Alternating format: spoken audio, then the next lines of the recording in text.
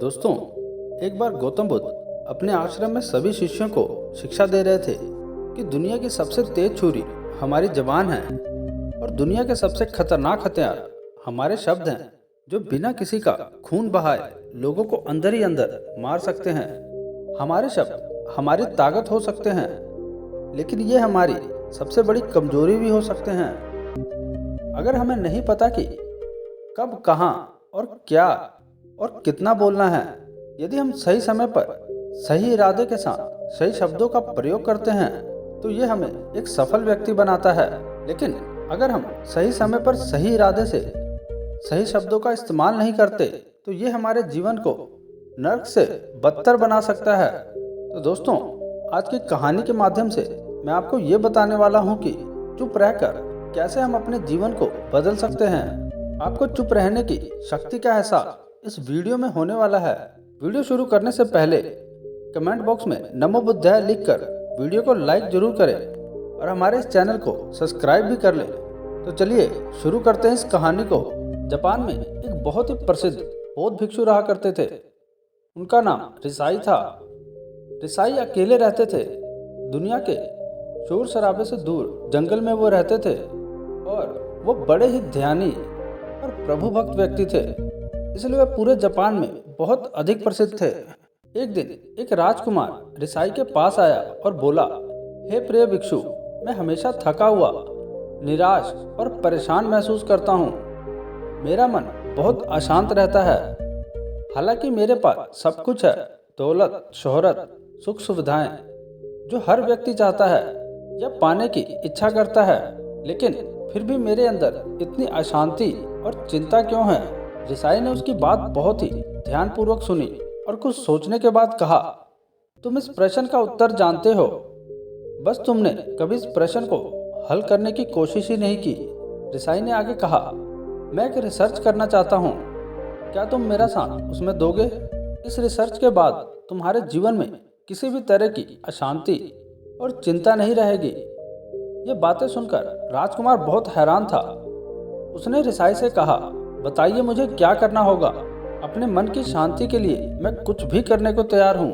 राजकुमार की इन्हीं बातों को सुनकर भिक्षु ने कहा, तो फिर आप अगले 15 दिन के लिए मेरे आश्रम में रहोगे और एक सामान्य व्यक्ति की तरह अपना जीवन व्यतीत करोगे, और इन 15 दिनों में तुम अकेले और चुपचाप रहोगे, जितना हो सके कम बोलोगे। राजकुमार उस भिक्षु की बातें सुनकर सहमत हो गया। पहले दिन राजकुमार को लगा कि उसका मन सामान्य से अधिक अशांत और विचलित है। उसके मन में तरह तरह के विचार आ रहे हैं और वो आम लोगों की तरह जीवन जीने में असहज महसूस कर रहा है। उसे अंदर से बोलने की इच्छा हो रही थी, लेकिन वो चुपचाप रहा। उसके मुंह से एक भी शब्द नहीं निकला, बस वो चुपचाप बैठा रहता। लेकिन रात होते होते उसे अंदर ही अंदर शांति का अनुभव होने लगा। उसके लिए यह अनुभव अजीब था। वो खुद से पूछ रहा था कि वो अंदर ही अंदर इतना खुश क्यों है और उसकी आंतरिक बेचैनी और चिंता कम क्यों होने लगी। अगले दिन राजकुमार अकेला चुपचाप बैठा रहा और वो प्रकृति को निहारता रहा। वो पौधों को, फूलों को, आकाश में उड़ रहे पक्षियों को। वो अपने जीवन में पहली बार ये अद्भुत दृश्य महसूस कर रहा था कि उसके पास कितनी सुंदरता है। वो दिन भर प्रकृति की सुंदरता को निहारता रहता और उसकी ताजगी को महसूस करता रहता। इसी तरह से 10 दिन बीत गए और उसके मन की सारी बेचैनी, सारी हलचल, सारी उथल पुथल और सारा तनाव गायब हो गया। 11वें दिन की सुबह राजकुमार फिर से एकांत में बैठ गया और कुछ ही मिनटों में उसकी आंखें अपने आप बंद हो गईं और वो गहरे ध्यान में चला गया। वो पूरे दिन वहीं पर आंखें बंद करके बैठा रहा और गहरे ध्यान में डूबा रहा। ना कोई शब्द, ना कोई चिंता। राजकुमार भीतर से असीम शांति और आनंद से भर गया। राजकुमार अपने बाकी के 4 दिन इसी तरह गहरे ध्यान में व्यतीत करने के बाद 15 दिन बाद रिसाई के सामने प्रस्तुत हुआ और रिसाई को प्रणाम करके बोला, प्रिय भिक्षु, मुझे उत्तर मिल गया है कि मेरे मन में इतनी उथल पुथल और चिंता क्यों थी। मैं जान गया हूँ कि मेरा मन इतना अशांत और विचलित क्यों था। रिसाई मुस्कुराते हुए पूछे, बताओ क्या उत्तर मिला तुम्हें? राजकुमार ने कहा, मैं आवश्यकता से अधिक बातें करता, मैं किसी पर भी अपने शब्द और ऊर्जा व्यर्थ करता था। मैं दिन भर अपने लोगों से फालतू की बातें करता रहता और फिर उन्हीं के बारे में अकेले में सोचता रहता और ज़्यादातर समय नकारात्मक ही सोचता रहता।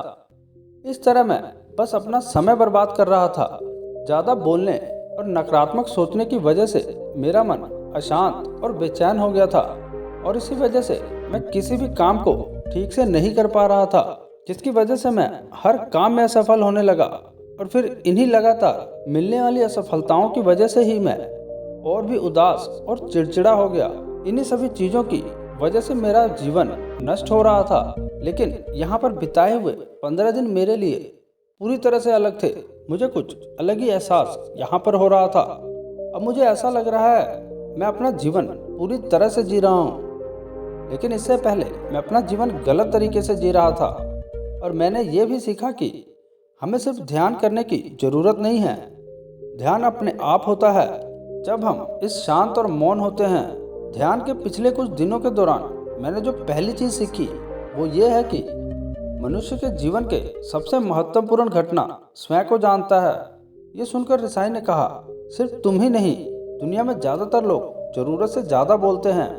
आज भी लोग ज़्यादातर समय केवल एक दूसरे को नीचा दिखाने के लिए ही बोलते हैं। कुछ लोग ना चाहते हुए भी बातें करते हैं और अपना जीवन बर्बाद कर लेते हैं। रिसाई ने राजकुमार को चुप रहने का महत्व समझाते हुए कहा, एक बार गौतम बुद्ध से उनके शिष्यों ने पूछा, प्रिय बुद्ध, आप ज्यादातर समय चुप क्यों रहते हैं? बुद्ध ने कहा, क्योंकि चुप रहने से व्यक्ति अंदर से अनंत शांति के गहराइयों में होता है। मौन अपने भीतर उतरने की पहली सीढ़ी है। मौन के बिना स्वयं को जानना असंभव है। स्वयं को जानने और समझने का पहला नियम है कि मौन हो जाओ और उतना ही बोलो जितना अत्यंत आवश्यक हो। बेफजूल की बातें करना छोड़ दो। तुम अचानक पाओगे कि 90% से भी ज़्यादातर लोग व्यर्थ ही ज़्यादा बोलकर अपना समय बर्बाद कर रहे हैं। ना बोलने का कोई भी नुकसान नहीं है, लेकिन यदि आप ज़्यादा बोलते हैं तो आप अत्यधिक गलती कर देते हैं। अगर व्यक्ति कम बोलना शुरू कर दे तो दुनिया की 90% मुसीबतें कम हो जाएंगी, झगड़े फसाद कम हो जाएंगे, उपद्रव कम हो जाएंगे। अगर लोग थोड़ा चुप रहना सीख लिए, संसार की बहुत सारी समस्याएं, बहुत सारा झगड़ा सिर्फ बोलने से पैदा होता है। सारी बात मौन सीखने की है। जब तुम नहीं बोलते तब तुम एकांत में अकेले हो गए, भरे बाजार में भीड़ में खड़े हो नहीं बोलते। जिसने मौन की कला जान ली वो भीड़ में भी अकेले होने की कला जान लेता है। वो अपने भीतर ही डुबकी लगाने लगता है। एकांत में तो आदमी स्वर्ग में है। दूसरे की उपस्थिति ही बेचैनी पैदा करती है।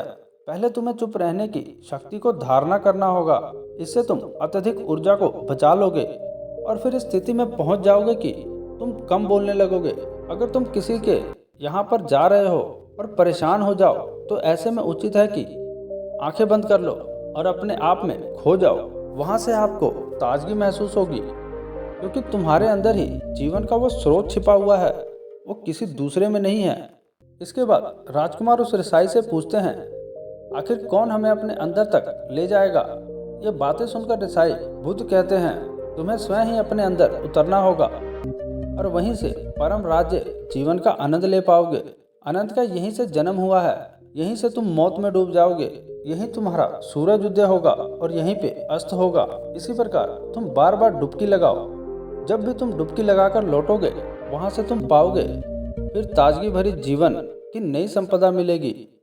इस नई शक्ति के जन्म होने से तुम्हारी थकान, उदासी, चिंता सब मुक्त हो जाएगी।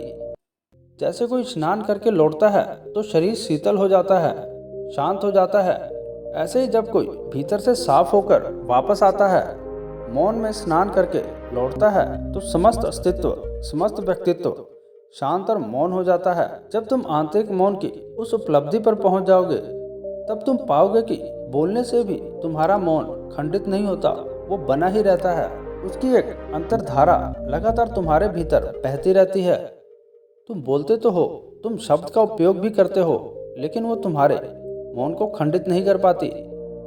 एक बार गहरे मौन में स्थित हो जाओ, फिर तुम्हारी वाणी में भी मिठास आ जाएगी।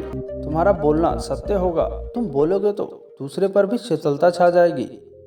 जैसे ही तुम अंदर से चुप होते हो, तुम इतने शक्तिशाली होने लगते हो कि समाज की निर्धरता तुम छोड़ने लगते हो और तुम्हारे जीवन में एक मस्ती आती है जो केवल दीवानों के जीवन में होती है। तुम्हारे चेहरे पर एक नई रौनक आ जाती है, तुम्हारी आंखें किसी अमृत के समान हो जाती हैं और तुम अनंत शांति के समुद्र में डूबने लगते हो। इतना कहकर भिक्षु ऋषाई ने अपनी बात खत्म की और वो मौन में चले गए। राजकुमार उनका धन्यवाद कर अपने महल में चला गया। तो दोस्तों, आपने भी अनुभव किया होगा कि बहुत ज़्यादा बात करने से दिमाग अशांत हो जाता है, जिससे हम अपने दिमाग पर नियंत्रण खो देते हैं और साथ ही अपना ध्यान भी खो देते हैं। जो लोग बहुत ज़्यादा बोलते हैं उनके पास किसी एक काम पर ध्यान केंद्रित करने की काबिलियत नहीं होती। वो अपने किसी भी लक्ष्य पर पूरी तरह से केंद्रित नहीं हो पाते। अगर हमारा दिमाग एक जगह केंद्रित नहीं है तो हम जीवन की सच्चाई नहीं समझ पाते और ना ही मनचाही सफलता कभी हासिल कर पाएंगे। इसके अलावा भी आपने देखा होगा कि जो लोग अधिक बोलते हैं वो अक्सर लोगों के बीच हंसी का पात्र बन जाते हैं, और जो लोग कम बोलते हैं वो अपनी बात पर कायम रहते हैं। उन्हें लोगों से सम्मान मिलता है, लोग उनकी बातों को सुनते हैं और उन पर भरोसा भी करते हैं। जो लोग ज़रूरत से ज़्यादा बोलते हैं और अपने विचारों के बारे में पक्के नहीं होते, उनका दिमाग स्थिर और विचलित रहता है, शोर से भरा रहता है। और एक अशांत दिमाग वाला व्यक्ति जीवन में किसी भी चीज़ में सफल नहीं हो पाता, क्योंकि वो किसी भी काम में फोकस नहीं कर पाता। यदि किसी व्यक्ति को ये पता है कि उसे कब, कहाँ और क्या बोलना है, तो वो व्यक्ति सच में बहुत बुद्धिमान है। और ऐसा व्यक्ति जहाँ भी जाता है उसका व्यक्तित्व आकर्षण का केंद्र बन जाता है, और वो जो कुछ भी करता है उसमें सफल अवश्य होता है। अगर हम किसी महान और सफल व्यक्ति के व्यक्तित्व को गहराई से देखें तो पाएंगे कि वो कम बोलते हैं और कम से कम शब्दों में अपनी बात खत्म कर देते हैं। वो बोलने से पहले वो चीज़ें और जिसके बारे में उसे बोलना है उनके बारे में गहराई से सोचते हैं। लेकिन जो लोग बहुत ज़्यादा बोलते हैं, बहुत बार वो झूठ भी बोलते हैं, अपनी बातों से दूसरों के मन और विचारों पर कचरा डालते रहते हैं।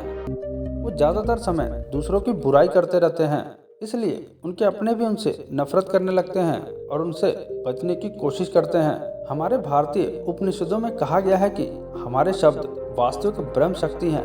मौन से धैर्य आता है और धैर्य से ध्यान, और ध्यान से हम अपने जीवन के बारे में जागरूक हो जाते हैं। इसलिए अगर हम ज़्यादा बात करते हैं तो हम मौन को खो देते हैं, जो मन की शांति का पहला स्तंभ है। दोस्तों, आज से हम भी चुप रहने का अभ्यास अवश्य करेंगे। आज से हम भी वही बोलेंगे जो जरूरी है, और हम कोशिश करेंगे कि कम से कम शब्दों में अपनी बात खत्म करें, और हो सके तो कोशिश करेंगे कि रोज कम से कम 30 मिनट एकांत में चुपचाप बैठेंगे। और मुझे पूरा विश्वास है कि इससे हम सबके अंदर एक सकारात्मक बदलाव जरूर आएगा। इसी के साथ इस वीडियो को ख़त्म करते हैं। तो दोस्तों, उम्मीद करता हूँ कि आपको ये कहानी एक अच्छी सीख मिली होगी। कहानी आपको कैसी लगी हमें कमेंट बॉक्स में ज़रूर बताएं, और साथ ही साथ इस कहानी को अपने दोस्तों के साथ शेयर जरूर करें, ताकि उन्हें भी इस कहानी से कुछ सीखने को मिल सके। धन्यवाद।